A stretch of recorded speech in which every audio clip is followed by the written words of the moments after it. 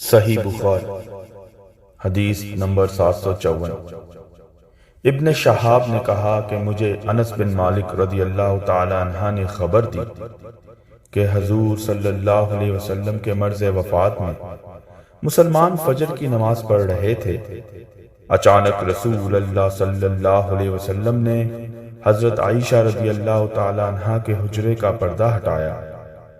آپ صلی اللہ علیہ وسلم نے صحابہ کو دیکھا، سب لوگ صفے باندھے ہوئے تھے۔ آپ صلی اللہ علیہ وسلم خوشی سے خوب کھل کر مسکرائے، اور ابو بکر رضی اللہ تعالی عنہ نے آپ صلی اللہ علیہ وسلم کو دیکھ کر پیچھے ہٹنا چاہا تاکہ صف میں مل جائیں۔ آپ رضی اللہ تعالی عنہ نے سمجھا کہ آن حضرت صلی اللہ علیہ وسلم تشریف لا رہے ہیں۔ صحابہ آپ کو دیکھ کر خوشی سے اس قدر بے قرار ہوئے کہ گویا نماز ہی چھوڑ دیں گے، لیکن آن حضرت صلی اللہ علیہ وسلم نے اشارہ کیا کہ اپنی نماز پوری کر لو، اور پردہ ڈال دیا۔